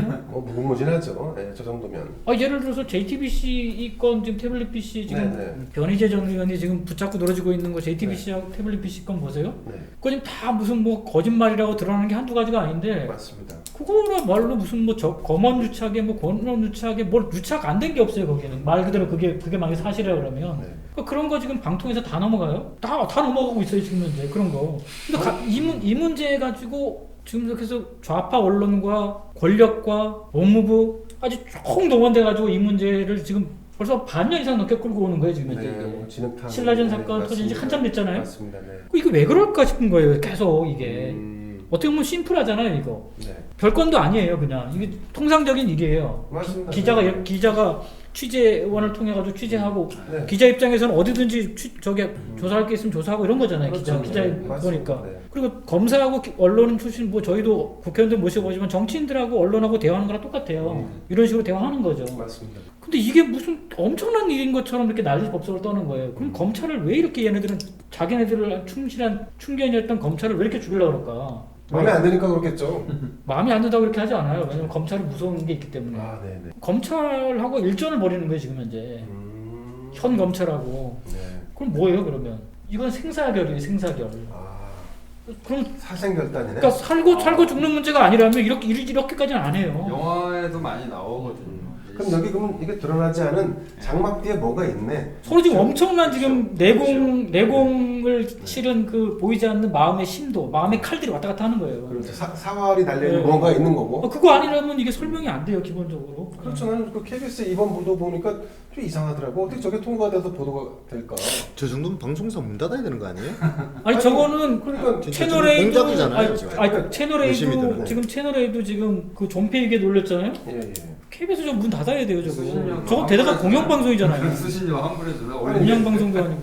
수신료 내고 계시잖아요. 왜요? 전기세 내잖아요. 네. 한 번도 안 봤어 KBS 요즘. 그럼 이 정도에서 가짜 뉴스 만들고 공작 정치하면 문 닫아야 되는 거 아니에요? 그럼 닫아야죠. 그게 반복적으로 이루어지는 기관이라면 당연히 문을 닫아야죠. 자, 수신료 내고 계시잖아요. 내죠. 이럴 땐 열심히 내고 있어요. 이럴 땐 딱 깔끔하게 수신료 아깝다 뭐 이 정도로 딱 쳐주시면 딱 좋습니다. 아, 알겠습니다.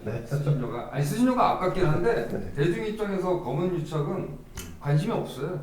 아, 네. 또, 아, 예. 그리고 예.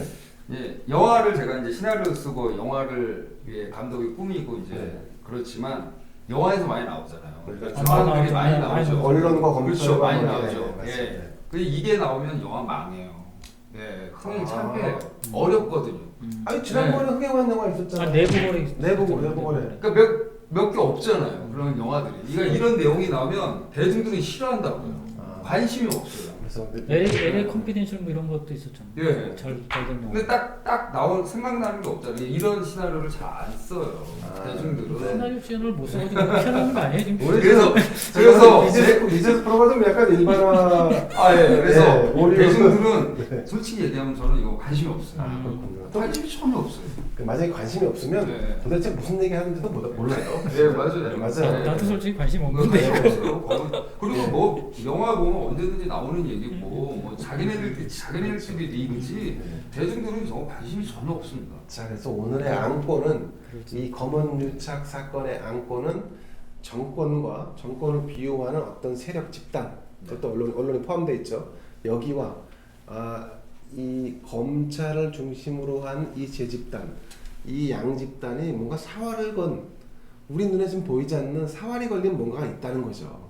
그 사활을 걸고 양측이 일합을 짝짝짝 지금 겨루고 있는데 과연 승자가 누가 될지 그 피해자는 아마 우리 모두일 겁니다. 그렇죠. 뭔가 뭔지가 궁금하네요. 이러니까 자꾸 저기 윤석열 총장이 반문에 기수로 뜨는 거죠. 그렇죠. 네. 예. 이렇게 일전을 벌이게. 그 결론은 그거구나. 윤석열 얘기를 좀 안 했던 것 같아요. 아니 근데 윤석열 총장 얘기는 뭐 주제마다 나와요. 주제마다. 근데 제가 네. 그 1년 작년에 검찰총장이 됐을 때 채널 A에 계신 분한테 들은 얘기가 있어요. 하필 또 채널 A예요? 네. 여기 구속되신 분도 채널 A 기자세요? 네, 그래서 윤석열 그 검찰총장이 네. 그 큰 야망이 있다. 그 얘기를 들었어요. 그래서 나중에 나오려나? 네, 그 얘기를 좀 들었었거든요. 근데 지금 이렇게 지지율 나오고 이런 거 보니까 진짜 나올려나? 저는 좀 뭐 이런 말씀드리면 좀 뭐한데 네. 조금 좀 잘 나간다, 좀 뜬다 네. 하는 분들은 다 야망이 있다고 누가 얘기하더라고요. 진짜요? 네. 있으세요? 저는 없죠. 왜요? 야망 있었잖아요. 일단 없다고 얘기해요. 아니 있었잖아요. 아니 모르지 또 이 DBS가 또 뜨면 또. 아니 그 야망이 큰 야망이다. 예, 큰 야망. 대. 큰 야망. 큰 야망. 예, 없습니다. 예, 없다고 얘기하는 게 정답이죠. 자, 제가 네.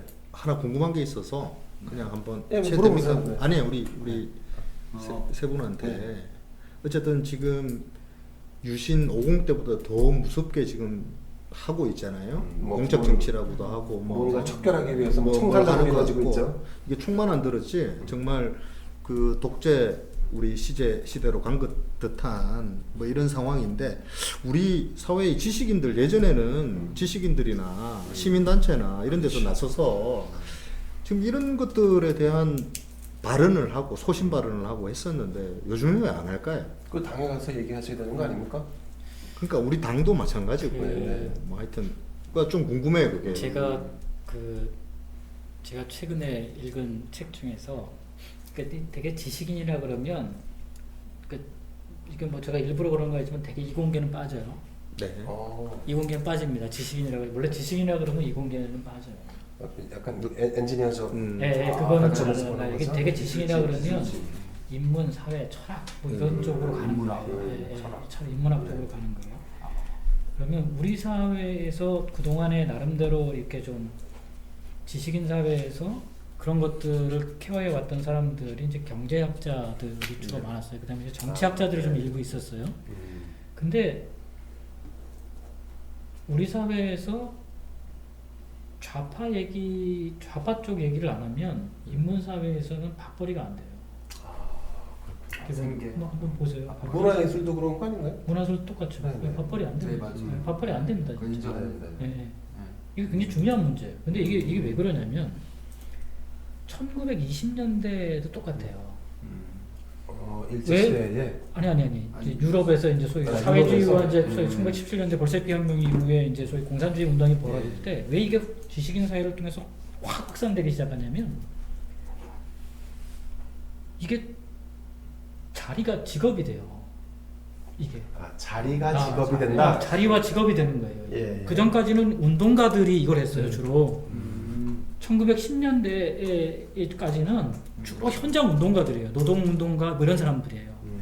우리도 똑같아요. 민주화 운동도 한때는 학생들과 노동운동을 했던 사람들이 현장 운동가들 중심이 됐었어요. 예. 지식인들이 많지 않았어요. 근데 이게 지식인으로 쫙 확산된 게 언제냐? 1990년대 이후에요. 왜? 이게 다 자리가 되고 직업이 됐어요. 교수가 되고 언론이 되고 다 그러게 되는 거예요. 예. 이거 완벽하게 세팅의 자리가 잡은 거예요 우리 사회에. 좌파 진영이. 그렇죠. 예. 그래서 20년 장기 집권 한다는 얘기가 이제 이런 데서 나오는 이게 그 원래 이게 플랜이에요. 1920년대 좌파가 가진 플랜이에요. 문화 운동을 전개하고 지식인들을 중심으로 해가지고 소위 얘기해서 세련된 운동으로 전환하는 거. 거칠었던 노동 운동과 무슨 뭐 볼셰비키식의 피계 혁명 이런 게 아니라 보다 문화적이고 세련된 운동으로 바꾸는 거. 이것이 20년대 30년대에 그래서 유럽에서 소위 얘기해서 사회민주주의라고 하는 것이 주를 형성하게 돼요. 예. 공산주의하고는 달리. 네. 지금 우리가 가지고 있는 지금 말씀하신 질문에 대한 답을 하자면 이미 우리 이 한국 사회 지식인 사회, 소위 얘기해서 인문 사회를 중심으로 한 지식인 사회는 좌파 쪽으로 거의 쏠려가 있습니다. 아니 9대1 게임도 안 돼요. 네. 우리 지금 온 동네방네 다 틀어보세요. 다 좌파입니다. 좌파 얘기 안 하면 출연도 안 돼요. 예. 하다못해 역사를 가르치는 사람도 나와가지고 그 사람 뭐 학원 강사하던 사람 역사 같은 데 나와가지고 다 그런 아니 KBS 뭐 시사저널 이런 거 보세요 나와가지고 예. 거기 있는 사람들하고 개인적으로 만나가지고 한번 얘기하고 싶어요. 저 같은 경우는 역사 얘기를 논하고 싶어요. 얼마나 아는지. 거기 나와서 다 그런 얘기밖에 안 하잖아요. 그런 얘기 해야 출연시켜줍니다. 근데 지금처럼 이렇게 좌파우파가 확실하게 이렇게 나눠져 있었던 적이 있었나요? 저는 없었던 것 같아요. 해방 이후에 왜냐면 이제 박정희 시대 때는 이게 이제 아예 이제 눌러놨으니까 그게 이제 나올 수가 없는 상태였고 해방 이후에는 이렇게까지 그러니까 그 전두환 시대나 이제 노태우 시대는 뭐 이제 연장선상이니까 그 이후로는 이건 처음이죠. 왜냐면 이제 YSD 때까지는 이러지 않았으니까. 그 대형 기자님하고 제가 태국 친구인데 아시지만 제가 정치 얘기를 좀 많이 했잖아요. 네, 맞습니다. 근데 총선 이후로는 안 해요. 왜냐면 총선 전에 마지막으로 썼던 글이 저 혼자 페북에서 정말 좌파와 많이 싸웠거든요. 정치 얘기를 하나 올릴 때마다 페북 친구가 30-40명씩 떨어져 나왔어요. 우파 지식인. 지식인 아니고 저는 그냥 뭐 예술하고 뭐 이런 사람인데 일단 싸워야 된다는 거예요. 그래서 혼자 이렇게 싸웠는데 미통당이 너무 못하는 거예요. 그래서 총선 전에 미통당 끝났다. 미통당은 무조건 져. 이제 나는 미통당 지지도 안 하고 이제 뭐 거기서 이제 미통당 이제 끝난 거 같다 해서 이번에 막 그리고 나서 많이 졌잖아요. 그리고 나서 이제 정치 얘기를 웬만하면 안 해요. 왜 안 하냐면 아버지가 싫어해서? 아니요. 보수 우파 친구들이 있는데 이 정권을 욕하면은 누가 신고를 해가지고 며칠씩 회복을 못 하고 계정이 삭제당하고 이런 일들이 많이 일어나요. 좌파는 안 되는데 우파는 지금 정권 그러니까 우파 친구들이 되게 있어요. 근데 그 친구들이 드러나서 막 이렇게 하는 친구들이 별로 없어요. 좌파는 많잖아요. 근데 우파 이 음악하는 친구들이나 이 락하는 친구들이 있거든요. 그리고 올리잖아요. 지금 정권을 조금이라도 욕하고 민주당을 욕하면 바로 신고 들어가고 계정이 삭제가 나오고. 그러니까 그냥 듣기에도 음악하는 우파 친구들이라는 맥락 자체가 되게 낯설게 느껴지긴 해요. 아니 이게 뭐가 이게 잘못된 건지 유튜버 중에서도 개그맨 중에 뭐 네. 4시 10분인가 네, 뭐 있어요. 하는 거 있는데 김영민 친구가 있어요. 그 부산에서 그만뒀잖아요. 맞아요. 결국은. 네, 결국은 그래서 그냥 아예 네. 아예 그냥 보수 우파로 그냥 네, 우파 유튜버로 아예 유튜브로 돌아서 그냥 아예 돌아서 어. 버렸어 그 친구. 예, 부산에서 그 하도 뭐라고 하니까. 계약직으로 뭐 일을 했더라고요. 예, 예. 근데 하도 뭐라고 하고 막 그러더라고요. 그러니까 그래서 네. 참 무섭다.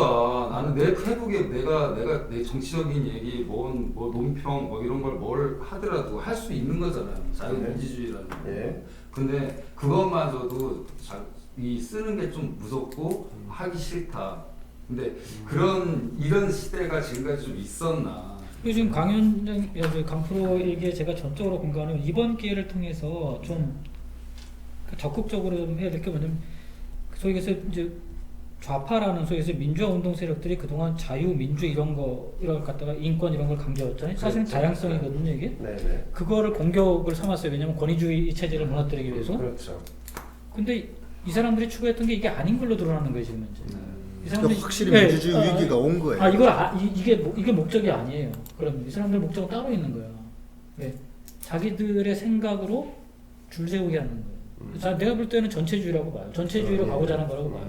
이게 옛날에 결국 사회주의, 볼세비키 혁명 쪽으로 갔던 게 결국 전체주의로 무너지잖아요. 그렇죠. 전체주의로 가잖아요. 맞습니다. 네. 그러니까 뭐 하나 내가 자기들이 생각하는 옳다고 생각하는 그게 있으면 수단과 방법을 가리지 않고 모두 다 거기 세우는 거예요. 지금 다 그렇게 하는 거예요. 그게 자, 그럼 그게 전체주의- 최장집 교수의 빠 문화. 아 그렇죠. 예, 비슷한 예, 거죠. 예. 자, 그럼 전체주의를 무너뜨리려면 우파는 뭘 해야 됩니까? 결국은 운동을 해야 되나요? 무브먼트? 뭐 전체주의를 무너뜨리는 방식은 결국은 다양성에 대해서 끊임없이 추구하는 거예요. 자유와 민주. 결국은 그래서 제가 이제 주목해야 될 거 젊은 세대라고 얘기하는 게 먼저 저 이제 20대 이제 이런 젊은 네, 세대라고 네. 주목하는 게 뭐냐면 네. 우파 자체가 자유와 민주에 대해서 풍성해져야 돼요. 왜 우리 스스로가 그런 것들을 누리는 게 즐겁고 재미있고 좋은 거라고 계속 보여줘야 되는 거예요. 아, 네, 네. 그러니까 선택의 자유. 그러니까 왜 그 전체주의 체제가 있을 때 왜 미국이 끊임없이 자신들을 천국으로 노출시켰겠어요. 그러니까 냉전 시대 때 미국의 역할은 뭡니까? 카우보이, 정의의 카우보이. 아, 예. 그다음에 잘 사는 나라. 이런 거잖아요. 전 세계가 신망하는 동경하는 나라였잖아요. 자유 뭐 이런 그렇죠. 거. 네, 자유의 신상 맨날 네. 보여주고. 맞습니다. 네. 그렇지 않습니까? 그러니까 그게 좋아 보이는 거잖아요. 네. 근데 우파는 지금 안 좋아 보여요. 후져 보여요. 네. 그러니까 정말 자유롭고 더 민주적이고 네. 정말 다양하게 뭔가 큰 여유 있고 뭔가 할 수 있는 것들을 많이 보여주니까 아까 제가 말씀드린 건데 그렇게 해서 사람들한테 관심을 얻어야 돼요. 아 저게 저거구나 원래 얘네들하고 저게 다른 거구나. 아, 예, 예. 근데 그거를 가져오지 못하면 싸움을 주먹으로 싸우겠습니까? 뭐 총칼로 싸우겠습니까? 옛날 얘기지. 그렇죠. 네. 네. 요즘은 뭐 그냥 결국 이쪽도 문화전쟁과 그런 것들을 할 수밖에 없는데 결국은 그거는 보여줘야 돼요. 말로 하는 게 아니라 정말 예. 보여줘야 돼요. 좌파우파가 좀 서로 존경하고 화합하고 이런 좀 이런 나라가 됐으면 좋겠어요. 왜 좌파를 존경해야 하나요? 아니 저는 뭐 네. 좌파도 장단점이 있고 우파도 네, 네. 장단점이 네. 있잖아요. 네. 제가 지금 계속 기아 타이거즈를 좋아하다가 지금 넥센으로 옮길까? 이거 저는 프로야구랑 같다고 생각하거든요. 예. 팀마다 야구도 장단점이 있잖아요. 그래서 저는 너무 이렇게 갈라서 저쪽만 욕하면 나도 저쪽도 욕할 거잖아요. 그렇잖아요. 네, 네. 그러면 서로 적이 되고 이 사회가 너무 양분화가 되니까 그 친구들 사이에서도 이렇게 만나가지고 이렇게 친했는데도 여기는 문재인 좌파고 나는 보수 우파고는 사이가 멀어져요. 예, 예. 아직 현실적으로 이렇게 얘기가 그럼 정치 얘기는 끝 네. 얘기하지 마. 아, 그렇게 무슨 줄 되더라고요. 알았네. 그렇게 되더라고요. 예. 그래서 저는 서로 좀 이렇게 이런 얘기가 네. 통하고 리스펙, 또 존경하고 예. 이런 부분은 좋은데 이런 부분은 싫다. 약간 이런 대화가 필요하지 않을까 사회가. 지당하신 말씀이십니다. 예. 그렇게 되겠죠? 일단 그렇게 되려면 네. 우파가 좀 정신을 차리고 네, 많이 정신 차려야 우파 돼요. 진영에서의 지식인 운동 아까 말씀하신 뭐 그런 무브먼트가 조금 살아나야지만 지금 그나마 좀 기울어진 것이 좀 균형이 잡힐 거고 균형이 잡힌 상태에서는 말씀하신 그런 대화나 서로의 존경심 표시도 가능해지겠죠. 자, 저희 이제 검언유착 주제를 하다가 뭐 약간 좀 돌아왔습니다. 마지막으로 진중권 전 동양대 교수 이분도 아마 좌파 뭐 학자라고 해야겠죠. 예.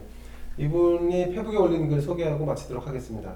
MBC와 KBS가 정치적 이유에서 사안을 무리하게 검언유착으로 몰고 가다가 역으로 번원 유착의 꼬리를 밟힌 셈이다. 자, KBS와 MBC는 취재원이 누군지 밝혀라. 이렇게 진중권 전 동양대 교수가 얘기했습니다. 아, 진중권 동양대 교수 잘하고 있어요. 네. 감사합니다. 자, 그러면 여러분 오늘 여기도 3% 조금 길었고요. 이제 가급적이면 결론을 내지 않으려고 하는데 어쨌든 오늘 뭐 이런저런 결론에 도달한 부분도 있고 또 그렇지 않은 부분이 있습니다. 우리 사회가 더 발전하는 다양성을 확대하는 그런 이 방송, 그런 여의도 3%를 만들어 가겠습니다. 네. 오늘도 고생해주신 장프로 그리고 강프로 그리고 이재수 게스트이자 네. 아까 저기 기타 연주 좀 보셨나 모르겠는데 네. 다음번에 이런 식으로 연습 안 하고 오면 짜겠습니다. 아, 기타가 코로나가 코로나라서요. 걸려가지고. 자, 마지막으로 혹시 하실 말씀 있으신가요? 네, 자 그럼 여기서 여의도 3% 마치겠습니다. 감사합니다. 네. 고맙습니다. 건강하세요. 아이고 고생하셨습니다. 아이고, 고생하셨습니다. 고생하셨습니다. 고생하셨습니다.